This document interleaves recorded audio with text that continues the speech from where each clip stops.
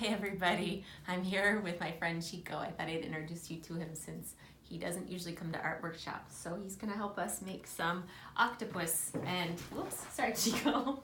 So you can see them right here if you wanna zoom in on this. Can you come in closer, the camera? Okay, so you can see these lovely octopus and I'm going to show you how to make them. So you, over here, can you see the different clay? All right, so you're gonna wanna choose two contrasting colors for the body of your octopus, one for the main body and then one to kind of add little spots on your octopus, okay? And this is, you're gonna start by taking, are you sure you're close up? You look like you're awfully far away. A little close, why are you so far away? My mom's filming, by the way. Yes. Okay, just We're still figuring this out. Okay, so you're gonna need about, just like maybe a third. Do you see how I just took about a third of one of these blocks? So you're gonna choose a color. I chose orange and green because they're nice colors, they're very contrasting. And I'm just gonna need a tiny bit of this contrasting color. So this will be for the body and the legs of the octopus, and I just need a really tiny bit of this orange to do the polka dots. So I'm gonna break this in half, okay, and I might actually make this a little bit bigger. I might say like half a block, okay? So I'm gonna use half of this for the body, half of this for the body right here, and then I'm gonna use this to make the different legs. So to make the body, I'm gonna kind of roll it in my hands, and it might take you a while to get it soft. You might have to, depending on the clay, some of the clay is really hard, and you might have to really spend a lot of time working it in your hands and getting it to get warm. So once you get it warm, it takes patience sometimes, so be patient. Once you get it warm, you can kind of mold it into kind of like a gumdrop shape. Do you see? Are you up close? Mm-hmm. Okay, so kind of a gumdroppy shape, and then from there you can start to work on the legs. So I now have this body. You can see how the bottom's kind of flat. So now I'm going to divide now. How many legs do octopus have? They have 8 legs, you all know that. So they have 8 legs and 8 legs. So I'm gonna start by taking this, I think Chico wants to come up. Come on, Chico, come on. All right, Chico wants to help. So I can start by rolling these, and again, it might take a while to warm up the clay, so really be patient. I'm gonna roll out these legs, and I make them really thin. And at first it's gonna look kind of like a spider, so I can make them even thinner than that. Make them really thin. Really thin legs. And then if they're long enough, you can kind of divide them in two. So like for this leg, this got a little skinny right here. I'm gonna pinch that off. I'm gonna pinch this off here. And notice how I'm keeping all of my pieces on the paper, not the table. So if you were to put this here on your table, it'll get really dirty. So it's, just trust me, you wanna keep all the pieces on the paper here. So this is a really long leg. I'm gonna go ahead and pull this in, or pinch it in half, like this. Pinch it in half, and maybe I can make it just a little bit longer. A little bit longer. And now I'm gonna stick it to the bottom of my octopus. So push it in there. And this, unlike, we work with ceramics, we have to score and slip. You really don't have to do that with polymer clay because it's so sticky. So you'll just kind of stick things right on there. It's really awesome how that works. So now I've got 2 legs on here. How many more do I need? 6, that's right. Hope you said 6. All right, so I'm gonna make a few more now. Roll these out, roll each one out. And are you able to see this up close? I was hoping you'd be kind of right above me filming this. I don't feel like you are. I feel like I want you to really zoom in on my hands right now. Okay, so I'm rolling out this more legs now. It's gonna take a while. And if I had good video editing skills, I'd probably like speed this up, but oh well, too bad. You guys can just watch this. All right, so there's another leg. I've got 3 legs. The fun part is coming up. When you have all the legs on, then you get to shape the legs into really cool shapes, and that's super fun. So 4, and I might stop at 4 because I think you get the idea. I could keep going, but I think you get the basic idea of how to do the legs. I'll just do this one last one because it's almost done. All right. Chico, you gonna turn so everybody can see how cute you are? Oh, listen to him grumble.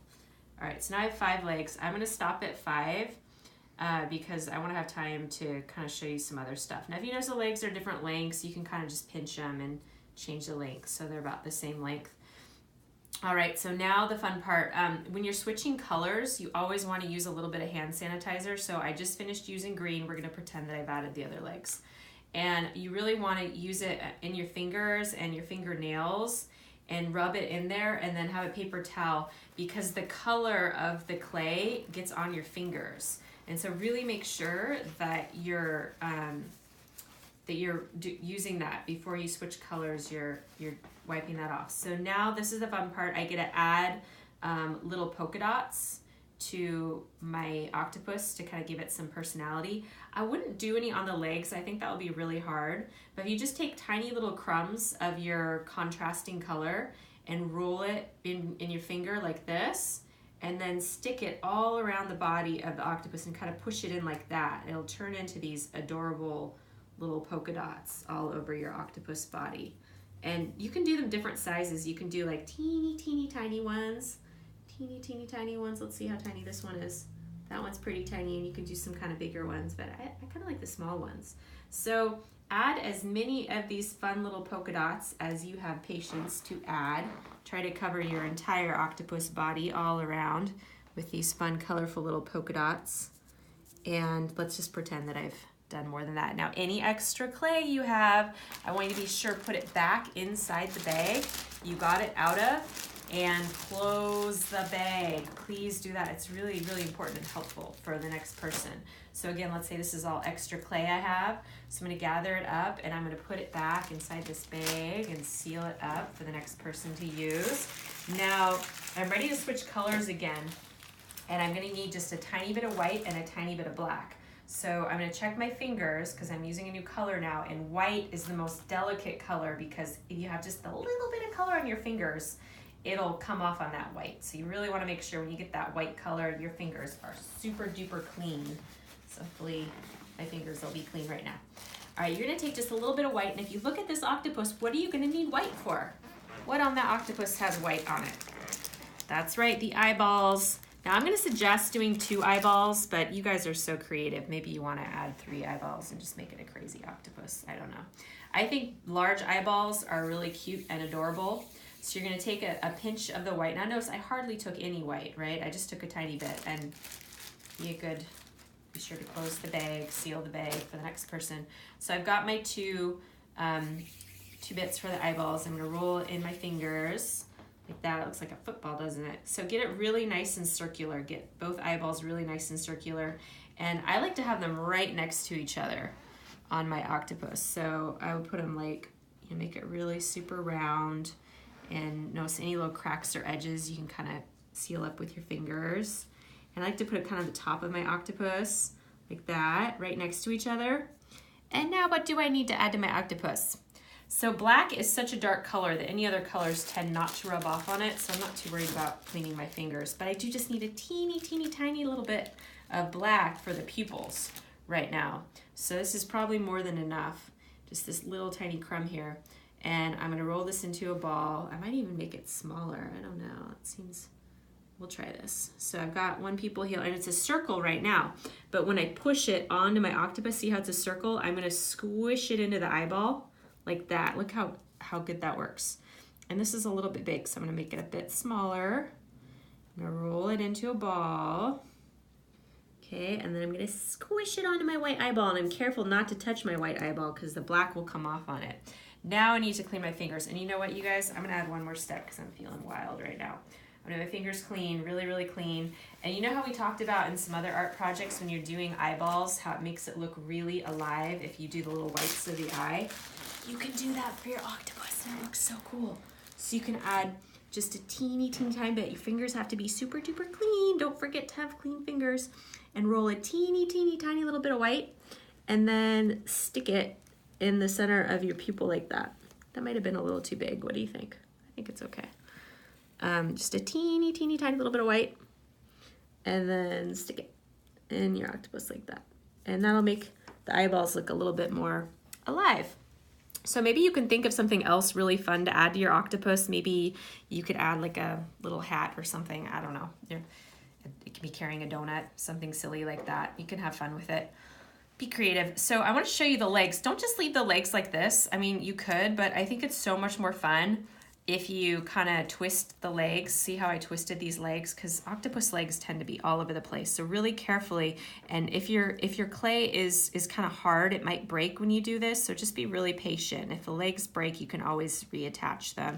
But it's fun to kind of take time to curl the legs in different directions and bend them and try to get it to stay like that. Now I'll have a pan when you're all done with your octopus. I'll have a pan. Look how cute that looks. I'll have a pan that you can put your octopus on, and the legs might get messed up when you're like, maybe that one can stick up like that. That looks kind of cool actually, doesn't it? So this will look even better if you add all 8 legs instead of 5. So anyway, that was what I did with my legs. And now this isn't a pan, but you're gonna carry it over and you're gonna put it on the tray that I've asked you to put it on like that, and I'll be taking them home and baking them for you. So if you finish early, try to make a really even tinier octopus, or make some kind of tiny hat or something fun and creative to add to your octopus. Or we've got another dog in our video now. Or you can just find some little teeny tiny project to make out of clay to be really creative. I guess I just want to say be careful. You know, you're always adding the hand sanitizer to clean your fingers each time you go to get a new color, and be really responsible. If you have extra clay, put it back in the bag that you got it out of, and make sure that you seal that bag up when you're done. If you're using white and you have extra white and it gets dirty, we'll just throw it away because we want to keep our white really nice. All right, so I think that's it. I'm really excited to see how these turn out, and I hope you guys have a great time with them. All right.